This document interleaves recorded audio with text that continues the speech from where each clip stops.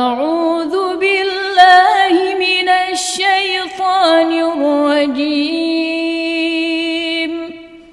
بسم الله الرحمن الرحيم.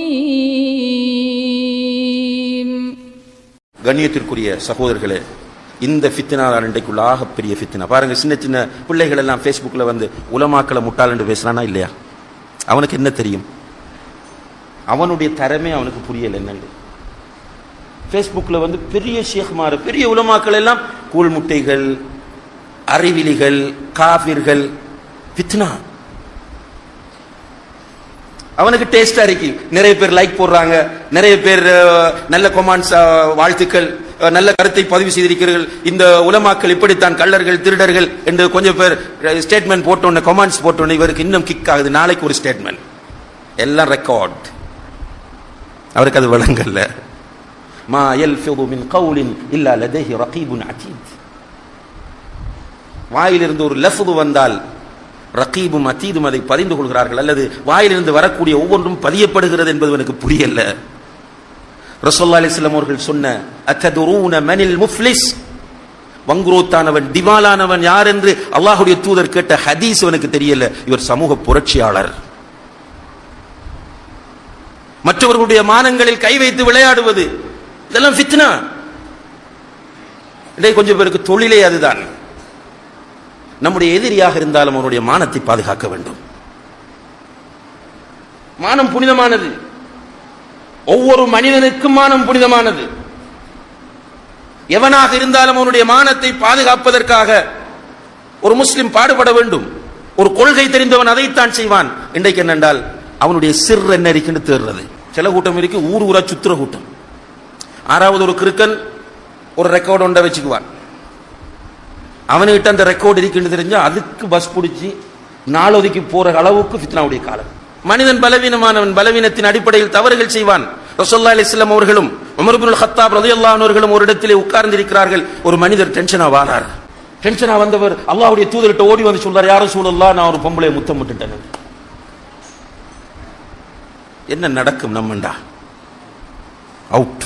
Umar ரலியல்லாஹு உடனே சத்தம் போட்டாங்க, அல்லாஹ் மறைச்சதை நீ ஏன் கொண்டு வராய் பப்ளிக்?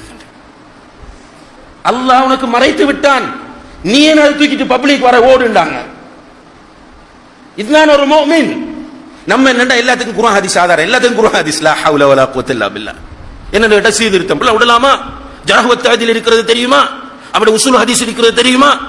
இப்படி எல்லாம் சொல்லி இப்படி எல்லாம் நீங்க சொன்னா உலமாக்கள் ஹதீஸ்களை எப்படி பாதுகாத்திருப்பாங்க? இவனுக்கு நியாயத்தை சொல்லி ஃபித்னாவை பரப்பி கொண்டே இருக்கிறான். அல்லாஹ் பாதுகாக்க வேண்டும் சகோதரர்களே. ஃபித்னா நிறைந்து போயிருக்கிற ஒரு காலத்திலே வாழக்கூடிய ஒரு நிலை அல்லாஹ் நமக்கு ஏற்படுத்திட்டான். இந்த காலத்தில் தான் நம்ம மிக கவனமாக வாழ வேண்டியிருக்கிறது. ரசூலுல்லாஹி அலைஹி வஸல்லம் அவர்கள் அடிக்கடி ஃபித்னாவை பற்றி பேசும்போது சஹாபாக்கள் கேட்பார்கள், யா ரசூலல்லாஹ் மன் நஜாத், இந்த ஃபித்னாவிலிருந்து என்ன பாதுகாத்துக் கொள்றதுக்கு என்ன வழி? இப்போ ஃபித்னா டேஞ்சர்ன்றது விளங்கிட்டு அதுக்குள்ள போய் விழுந்தனண்டா நரகம் போயிடுவன்ன்றதும் புரியுது. அதிலிருந்து என்னை நான் பாதுகாத்துக் கொள்வதற்கு என்ன வழி என்று கேட்கும்போது அல்லாஹ்வுடைய தூதர் சொல்லுகிறார்கள், அம்சிக் அலைக லிசானக். இந்த ஃபித்னாட காலத்தில் உன்னை நாக்கு இறுக்கி பிடிச்சிக்க. அம்சிக் அலைக லிசானக், உன்னுடைய நாவை இறுக பிடித்துக்கொள். அப்படின்னா என்ன? முடியுமானவரை மௌனமாயிரு, வாயை துறக்காத. இரண்டாவது சொன்னார்கள், வல் யஸஅக பைத்துக். அல்லாஹு அக்பர். எவ்வளவு ஒரு அற்புதமான வழிகாட்டல். உன்னுடைய வீடு உனக்கு விசாலமாகட்டும். இப்ப நமக்கெல்லாம் வீடு சுருங்கிச்சு. வீடு சுருங்கினத்தால என்ன பிரச்சனை? என்ன பிரச்சனை? வீட்டை இருக்கல. யாரு பொண்டாட்டி பிள்ளையோட பேசிட்டு இருக்கிறோம்? மனைவி மாற அங்கலாச்சிட்டு கடைசியில் அவளில் என்ன செய்யறாங்கடா, இப்ப யாரோடைய பேச ஆரம்பிச்சுக்கிறாங்க. நடக்குது. இதுவும் ரியல், இதுவும் ஃபித்னா. நிறைய கம்ப்ளைண்ட்ஸ் வருது இப்ப நம்ம கிட்ட, காதிமார்கிட்ட, பள்ளிவாசல்களுக்கு. மனைவி வேறு ஒரு ஆணோடு தொடர்பு படத்தானே செய்வாள். ஈமானையும் கொடுக்கல, அக்கீதாவையும் கொடுக்கல, அழகை பார்த்து காசை பார்த்து அவளை கல்யாணம் முடிச்சுட்டு கடைசியில் அவளை வீட்டில் உட்கார்ந்து அவளோட பேசாம, அவளுக்கு கொடுக்க வேண்டிய ஹக்குகளை கொடுக்காமல் பாருங்க, காலையில் வெளியாகிறார் சுபஹுக்கு. நான் தொழக்கூடியவங்களை சொல்றேன், தொழாத கூட்டம் அது வேறு. அவர்கள் ஃபத்தானிகள் தான். தொழுதவன் ஃபஜ்ர் தொழுதுட்டு அழகான டைம் அப்படி இருந்த தொழுத இடத்துல இருந்து திக்ர் செஞ்சுட்டு இருந்த சகோதரர்களே, மலக்குகள் வந்து சொல்லுவாங்களாம், யா அல்லாஹ் இவனுக்கு மன்னிப்பு கொடு. அவங்க எலும்பு மறைக்கும் மலக்குகள் துஆ கேட்கறாங்க. தொழுதுட்டு உட்கார்ந்து திக்ர் செஞ்சிட்டீங்க, சுப்ஹானல்லாஹ் அல்ஹம்துலில்லாஹ் அல்லாஹு அக்பர் லா இலாஹா இல்லல்லாஹ் அஸ்தக்ஃபிருல்லாஹ் லா ஹவ்ல வலா குவத்த இல்லா பில்லாஹ், ஏதாவது செஞ்சிட்டு இருக்கிறான்.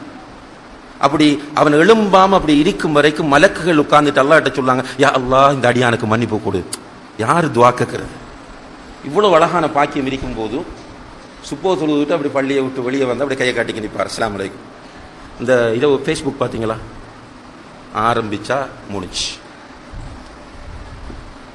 ரெஸ்ட் ரூம் போக வேண்டியிருக்கும், அதெல்லாம் அடக்கிட்டு நிற்பார். என்ன சப்ஜெக்ட் இன்ட்ரெஸ்ட். இவ்வளவையும் பேசிட்டு வீட்டை போய் அவசர அவசரமாக குளிச்சுட்டு தொழிற்சியர் இடத்துக்கு போனால் அங்கே போனால் வேலை இல்லை, எல்லா ஸ்கூல்லையும் கம்ப்ளைண்ட், டீச்சர்ஸ் மாதிரி கிளாஸுக்கு போகிறாங்க இல்லை. ஒரு சிலர் விதிவிலக்கு அளிப்பாங்க, அதை நான் ஒட்டுமொத்த டீச்சர்ஸையும் குறை சொல்றேன்னு எடுத்துக்காதீங்க. ஆஃபீஸுகளுக்கு போனால் வேலை முடியாது, உடனே முடிய வேண்டிய வேலையெல்லாம் முடியறதில்ல. என்னண்டா அவங்க பிஸி, கூடி கூடி காய்ச்சிக்கு அதுக்குள்ளேயும் போய் ஃபேஸ்புக் ஆஃபீஸ் வேலை. ஆனால் அவர் ஸ்டேட்மெண்ட் ஃபேஸ்புக்கில் வந்து கேரிக்கு பகலெல்லாம். அவர் எங்கன்னு கேட்டால் ஆஃபீஸில். அவர்கிட்ட கொடுத்த ஃபைல் நிறைய பெண்டிங். ஆனா பெரிய தௌஹீத்வாதி, பெரிய ஜமாத் இஸ்லாமிக்காரர், பெரிய தப்லீக்காரர், பெரிய முத்தவ்வா, அங்க போய் பிஸி. பிறகு வீட்டை வந்தா 3 மணி 4 மணி 5 மணிக்கு வீட்டை வந்தா ரிஃப்ரெஷ் ஆகிட்டு திரும்ப பீச்சுக்கு போறது, பார்க்குக்கு போறது, ஃப்ரெண்ட்ஸுகளை தேடுறது. மறு ஆரம்பிச்சா இரவு 9, 10, 11 வரைக்கும் ரோட்ல தான் ஆரம்பிக்கிறோம். கடைத்தெருக்கள்லையும் பார்க்குகள்லையும் இப்படியே டைம் போய் வீட்டுக்கு வந்து சாப்பிட்டுட்டு திரும்பவும் ஃபேஸ்புக். பெரிய ஃபித்னா சகோதரர்களே. நமக்கு வீடு பிடிக்கல. ரசூலுல்லாஹி அலைஹி வஸல்லம் அவர்கள் சொல்கிறார்கள், வல் யஸ்அக பைதுக், ஃபித்னாவுடைய காலத்தில் உன்னை நீ பாதுகாத்து நீ சுவர்க்கம் போக வேண்டும் என்றால், அந்த ஆசை இருந்தா, நரகத்திலிருந்து உன்னை நீ பாதுகாத்துக் கொள்ள வேண்டும் என்ற அந்த லட்சியம் உனக்கு இருந்தால் உன்னுடைய வீடு விசாலமாகட்டும். மூன்றாவது சொல்றாங்க, வப்கி அலா ஹதீஅத்திக், உன்னுடைய தவறுகளுக்காக நீ அழு. அல்லாஹு அக்பர். அப்படியே இந்த காலத்துக்கு ஏற்ற மாதிரியே சொல்றான். உன்னுடைய பாவங்களுக்கு. இன்றைக்கு நம்ம எல்லாம் யார பாவத்துக்கு அழுறோம்? இன்னும் பாருங்க, இன்றைக்கு இந்த ஃபேஸ்புக் ஜமாத் அல்லது வாட்ஸ்அப் ஜமாத் அல்லது இந்த கூட்டமா தெரியக்கூடிய இளைஞர்கள் எல்லாருக்கும் என்ன கவலை? நமக்கு வருது வாட்ஸ்அப்ல நிறைய மெசேஜ், என்ன மூலம் என்னத்தை பார்த்து இருக்கிறீங்க, ஊர்ல அது நடக்குது இது நடக்குது, பார்த்து அவன் சொல்றல்ல. தொழுகையே அவனுக்கு இல்ல, நமக்கு காரசாரம் அழுகிறான். நீங்க எல்லாம் மௌலவிகள் என்று எதற்காக இருக்கிறீர்கள், உங்களுக்கு எல்லாம் வெக்கம் இல்லையா, அப்படி இப்படி எல்லாம் எழுதுறான். என்னன்னு கேட்டா இங்க ஒரு இடத்துல விசாரணை நடக்குதான். அவனுக்கு இதுதான் தொழில். எங்க என்ன நடக்குது, எங்க யாரு போறா, இதை பார்த்துக்கு தெரிகிறது. நீ தொழுவதில்லை, நீ நோன்பு நோட்பதில்லை, உன்னிடம் ஈமான் இல்லை, நீ ஜினா செய்கிறாய், நீ வட்டி சாப்பிடுகிறாய், நீ புறம் பேசுகிறாய், நீ அவதூறு சொல்லுகிறாய், நீ அடுத்தவனுக்கு அநீதி இழைக்கிறாய், உன்னுடைய பெற்றோரை நீ கவனிக்காமல் அவர்களுடைய பத்வாவுக்குரியவனாக நீ வாழ்ந்து கொண்டிருக்கிறாய், உன்னுடைய மனைவிக்கு அநீதி இழைத்துக் கொண்டிருக்கிறாய், உன்னுடைய பக்கத்து வீட்டுக்காரர்களுக்கு அநீதி இழைத்துக் கொண்டிருக்கிறாய், ஆபாசமான விரசமானவற்றை எல்லாம் நீ பார்த்து கொண்டும் செய்து கொண்டும் இருக்கிறாய், பேசிக் கொண்டிருக்கிறாய். இப்படிப்பட்ட நீ சுஜூதில் கிடந்து எவ்வளவு அழ வேண்டும்? உனக்கு அழுகை வரவில்லை, ஆனால் உன்னுடைய பக்கத்து வீட்டுக்காரன், உனக்கு தெரிந்தவன், உன்னுடைய ஊரில் உள்ள மௌலவி அல்லது யாராவது ஒருவன் ஏதாவது ஒன்றை செய்துவிட்டால் உனக்கு தூக்கம் கட்டு போகிறது. ஃபித்னாவுக்குள் நீ மாட்டிக்கொண்டாய். நம் அனைவரையும் அல்லாஹ் பாதுகாக்க வேண்டும். ரசூலுல்லாஹி அலைஹி வஸல்லம் அவர்கள் சொல்கிறார்கள், ஃபித்னாவுடைய காலத்தில் நீ உன்னுடைய தவறுகளுக்காக அழு.